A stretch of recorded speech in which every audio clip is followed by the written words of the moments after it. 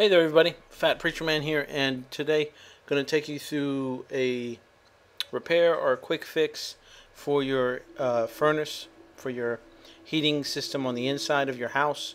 I have a Bryant, and I'll show you a picture of what it looks like and what it's supposed to look like when it's running and what mine is doing. I'm going to explain it real quick. What happens is that mine, it'll heat up, and then after heating up successfully one time and running through a cycle of forced air heating, it will try to do it again, and you'll hear it running, but no hot air will come out, and the system will stall.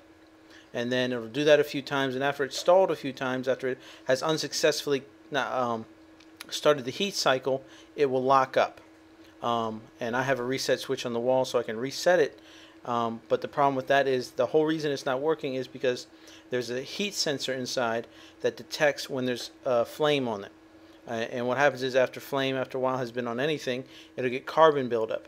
And then if there's enough carbon buildup, the sensor won't accurately detect that there's heat on there.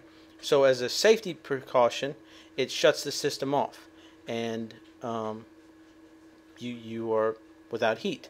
The other problem that you might have, I don't have right now, we've had before, is the element which actually ignites the flame is not working, and I had to have that replaced once a few years back, and that's only a couple $100. I didn't replace it myself, but I knew what the problem was, so I told the guy from the heating repair company, and he brought the part and made it much simpler and much faster.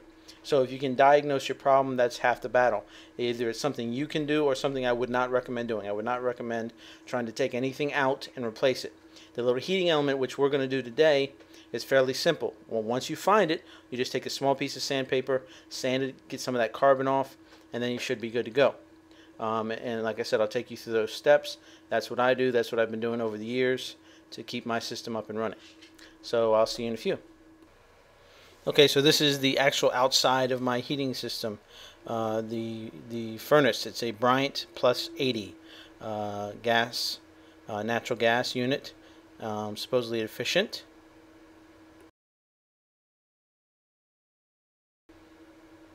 And here we are inside the unit. Now, I'm sorry it's so dark, it's kind of hard to get a picture of, but I turned down the sound so you'd actually be able to hear my sparkling commentary. I hope you don't mind.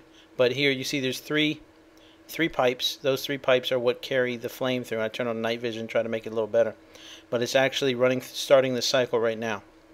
And as it goes through, we'll be able to see that the heating element, you'll see it grows bright, bright, bright.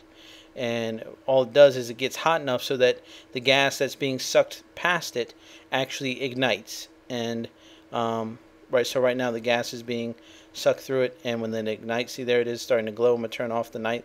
So see how it's glowing red hot?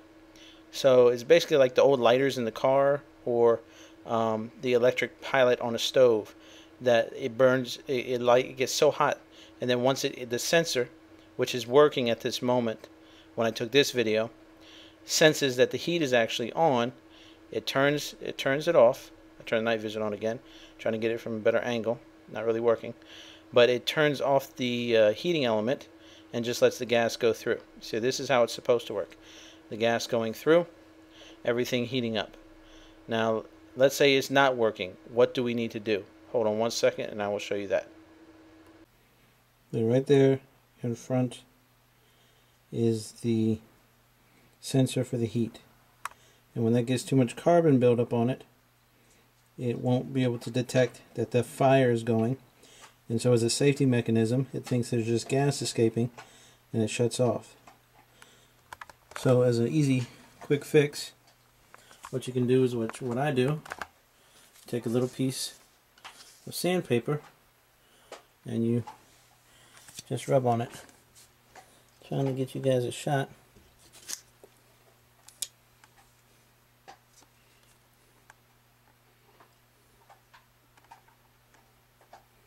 Here it is from that side. I'm just going to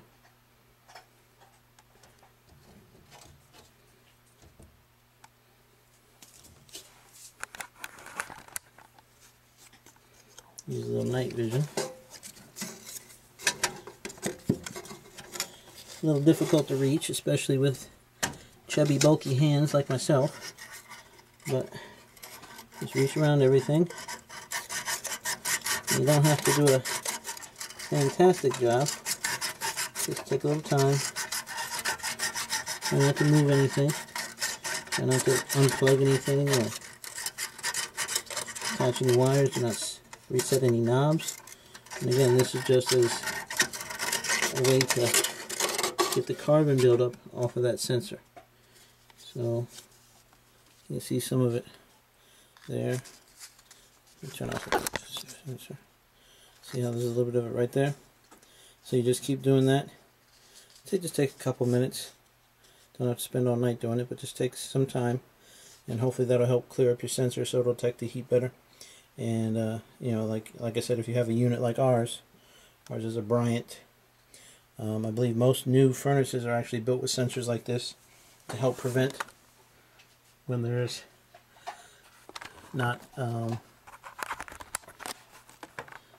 heat actually being made, and instead there's just gas escaping, which is of course dangerous. But the other piece in here, which could be the problem, is what we looked at earlier, which is actually the element that ignites the fire. And as you can see how it was glowing bright hot red, that wasn't the problem. So the problem with my system today is that fire catches, but the system doesn't know it. So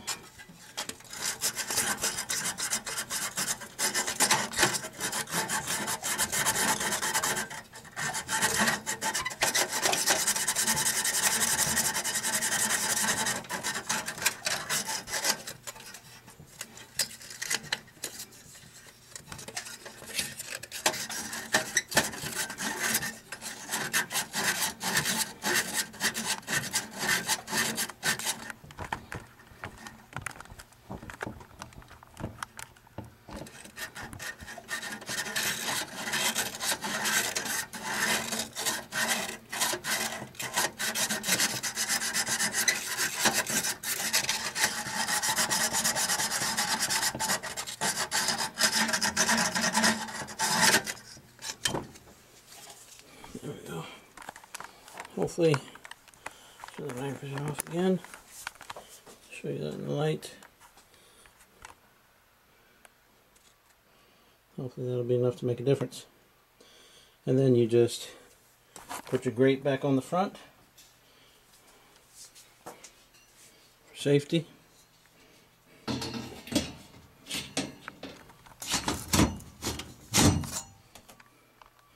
And now my system has a reset switch on the wall.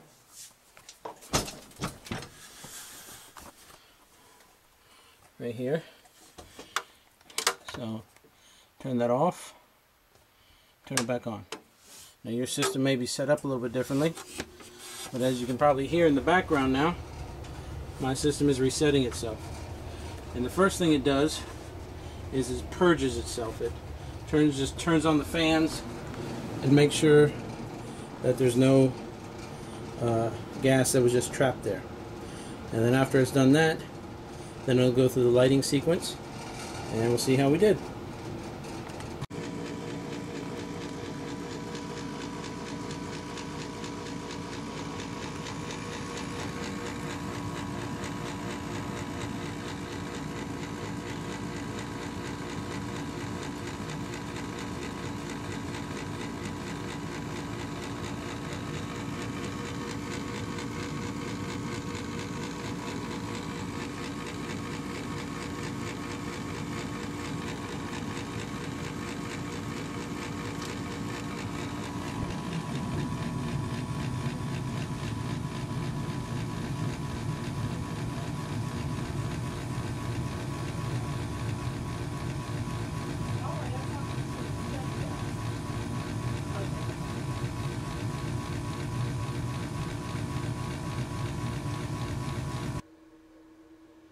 There you have it. Not very difficult. Something you can definitely do. You just need a little piece of sandpaper. Take your time. Be careful. Safety first. If you're not comfortable, if you're not familiar with your unit, you should be, as a homeowner or a renter or somebody who's staying in a house with a gas appliance. You should become familiar with it. Another thing you need to do with your unit often is change the filters. The more it runs, the more you should change it. If you have a nice period of not running it for a while, good on you. Don't change them. But if you're using it constantly during the really cold times or really hot times, our unit runs the hot and the cold air both go through it, air conditioning and the heating, forced air. So we have to change ours at least once a month, especially for the kids because they have allergies. And it creates a better airflow, and the system runs more efficiently.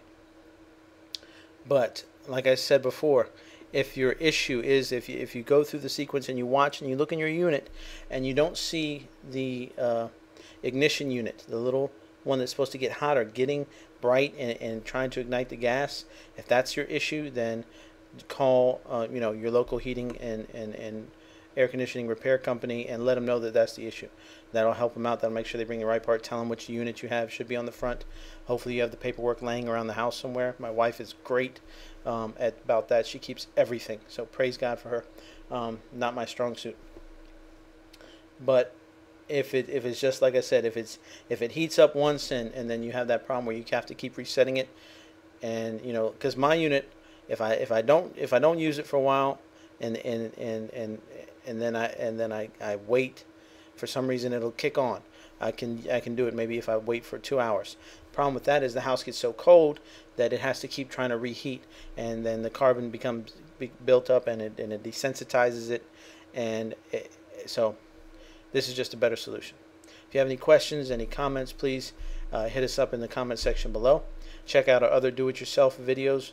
Have a capacitor repair video, doorknobs, do-it-yourselfers.